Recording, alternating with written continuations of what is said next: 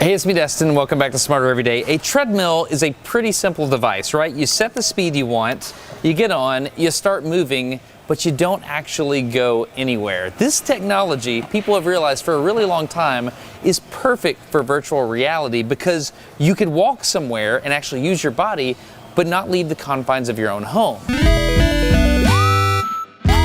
Okay, here we are in California. We are at a company called Infinadeck. This is a small engineering outfit. These guys make a 360-degree treadmill, the one that's in the movie Ready Player One. So the interesting thing is they're a really small company, but they've got a really cool idea. So let's go check out how this thing works. Right. All right, so this is George, and he owns Infinadeck, right? Yep. All right, and basically Infinadeck is a 360-degree treadmill technique that is it safe to say that we've got treadmills on top of treadmills here? It's a treadmill made of treadmills. Okay, treadmill made of treadmills. So you can think of it as you've got one axis of rotation here, and each individual treadmill can move in this direction as well, right? Yeah. So how do you... So it's a combination, right? Obviously, if you want to go X, this is our X direction, this is our Y.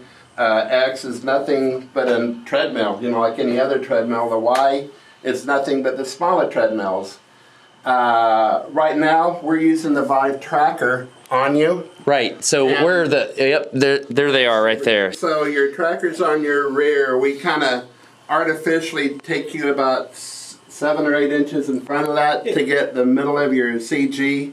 And this tries to keep that middle of the CG in the middle of the treadmill right there. Oh, I got you. So the feed that was one of my main questions is what is the feedback loop, and it's a positional feedback loop. Yeah, it's fairly simple right now. We're making it better. That's the part we're going to just keep improving for ever, years and years and years. So the goal. So you have an object, and then I get it. This is called. It's very visual. This is a semi-autonomous command position sensor. That's the specific way to say that. Yeah. Right? Now, what we're also doing on this one is you put foot trackers on. When you combine the foot trackers, the headset, and your hand controllers, you now have 6 different points that is tracked on you. And that's enough for us to give you an avatar. George Jr. told me if I screwed this little VR tracker into the bottom of the camera, we could insert that camera into the virtual world, which of course we had to do. So we're ready? Yeah. So I just get in? Yeah, go ahead. So all right. Let me help you get loaded in. All right. So first, let's do your feet. All right. 2. This is the CG. You're gonna put that on. Make the tracker be like directly behind your back. Okay. So go ahead and put on your headset. This feels like I'm actually getting in the Oasis here.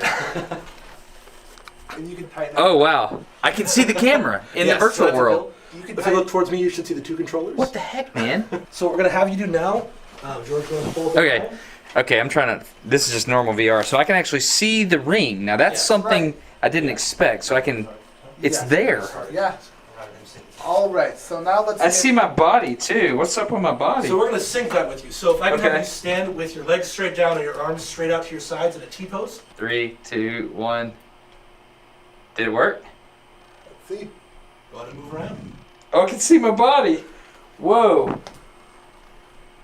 All right. Okay, that's rad. That's really rad. Okay, gotcha. So right now you're tracking the position of my hands and my feet. Dude, that is messed up. All right. So I can see the camera, the Tic Tac there, but what's more important is I can also see this ring. And Griffin, why did you say you have this ring in here? So this is there to kind of lock you down in the real world without being too much of a burden, to say. So this is like, when you do an integral, you get the plus C at the end. So this is a boundary condition for me to kind of lock my brain into both worlds. So this is like, this tells me where I'm at virtually and like my body, right? Absolutely. Okay, so are you ready to start walking?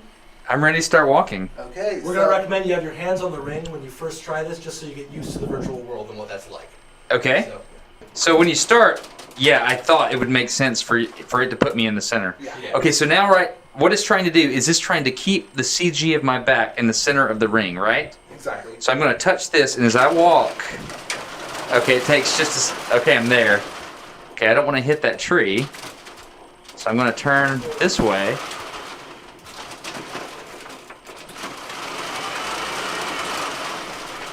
Okay.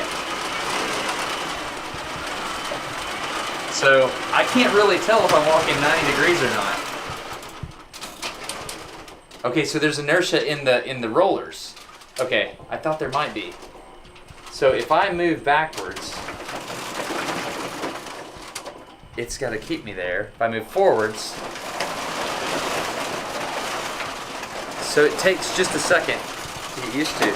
Just a couple seconds on the Infinadeck and I instantly understood the problems that these guys have to overcome. It's pretty interesting. It seems pretty simple. Whatever direction a person walks, the Infinadeck moves in the opposite direction, whether it be X or Y, at the exact same velocity and acceleration. Think about a normal treadmill. Your brain is doing all the processing. Your brain is constantly solving the equation treadmill velocity plus body velocity equals 0. If at any point you don't solve that equation correctly, you start moving relative to the treadmill. This is a very similar problem, but it's much harder. It's harder because there's 2 dimensions, that's the obvious one, but it's also harder because the processing isn't happening in your brain. That processing is offloaded to the Infinadeck, which, oh, by the way, can't read your mind. There's a delay time for the Infinadeck to figure out where your position is and try to change that. Yeah. Yes. And if it tries to do it too quickly, you know, you can have an overdamped and underdamped system. Is that correct? Yeah. Is that the right terminology? Yeah. So at the moment, what we're currently doing, we're trying to make it so that the acceleration on the user in any way that they're not really trying to experience is never more than 0.1 Gs. Got it. We found that seems to be about a good amount to not really be, disturbing for the user. Okay. So we're trying to figure out where exactly that is and how to do that. If I walk forward, I'm going to feel an acceleration in one direction on my body because I'm pushing against the floor, right? But then the floor is going to move and it's going to move my body in the opposite direction. So I'm going to feel an acceleration that's negative, which is strange for, a normal walking around human. Then once I hit a steady state velocity, I'm going to level out that acceleration and my body's going to be cool with it, right? But the moment I stop, that's a change in velocity, and the Infinadeck has to accommodate for that. It has to move you back to the center gracefully, and one thing that happens is if it tries to move you back too fast, it'll overshoot and then it has to correct. So this is a really interesting engineering problem because it doesn't have perfect knowledge of intent. Like that's the difference.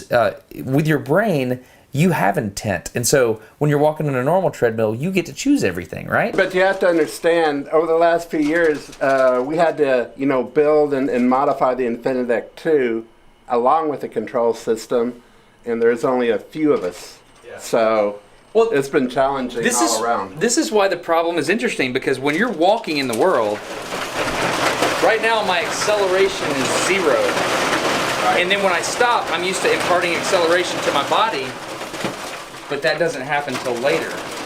Yes, it's a work in progress. How far you go back, That's clever. It's a challenge. That's a hard math problem.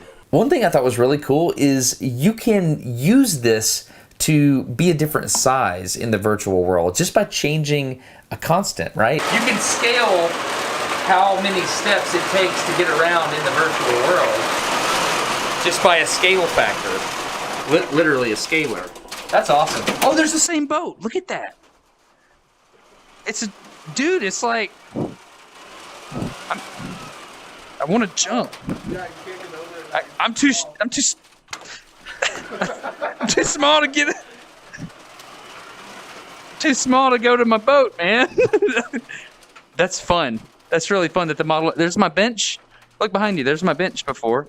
In engineering, we have these assignments called technology readiness levels. There's 9 of them, and I would say this is somewhere between a 6 and a 7, which means there's a working prototype that works, and they're just refining the subsystems. They're about to go to production. So it's really cool to be able to walk on this Infinadeck before it goes out into mainstream production and see the behind-the-scenes engineering things they're having to solve. It's really interesting. So it's clear George knows all this. I mean, he instantly understands all the variables. I asked him about how tall the person was. Like, if you think about it, your center of mass is at a different length, and so that moment arm is different, and you have to deal with inertia differently, like from the bottom of it. It's really interesting. Anyway, this is me talking to George, and you can tell he totally gets it. I can imagine that the inertia, overcoming that inertia is different for each person, because if I'm 175 pounds and I move here, it takes a certain amount of torque I'll cut the deck off now. It takes a certain amount of torque for these motors to move me. And that's going to change based on the size of the person. Is that correct? That's correct, but it's more about your acceleration than the inertia. The deck is capable of moving a lot faster than you could move. And So it could pull your feet out from under you if we ever, had it set to do so. So all the algorithms and stuff will have more to do with other variables. So, Like your CG imbalance. and there's a moment arm between the distance from my feet to where my CG is, right? So the acceleration that you put there's going to be this lag time in my brain where I try to counteract that. Is that correct?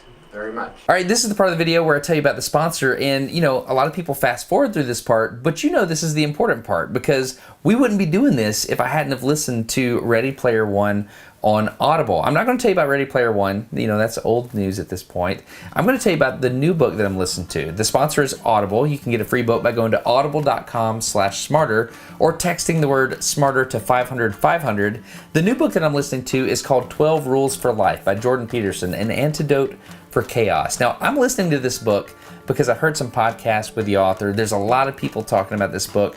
I wanted to check it out because he doesn't believe things that I believe. In fact, he takes a third-party perspective look at some of the things I believe, and so that helps me get outside myself and grow a little bit. So I really enjoy it. If you're not listening to audiobooks, you really should be. You're smart people. This part is a big deal for me, and I know this part can be a big deal for you because audiobooks literally have changed my life. So audible.com/smarter, that's how you can support Smarter every day, or text the word smarter to 500-500. Thank you for considering that.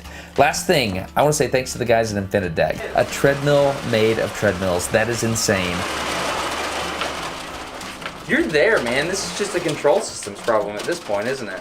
We just need some controls engineers. You need some controls engineers. Yes. Hire a couple. That's what this is at this point. Yes. At this point, it's just computer stuff and math, so this is doable. I hope you enjoyed this video enough to subscribe. If you do, there's a little bell beside the subscription button. If you haven't enjoyed it enough to hit the bell to get a notification on your phone every time I upload, then don't. That's completely okay. Anyway, I'm Destin. You're getting smarter every day. Have a good one. Thanks for learning with me. Cat. You're gonna fall. You fell. You jumped. Whatever. What are you doing? Why are you making noise?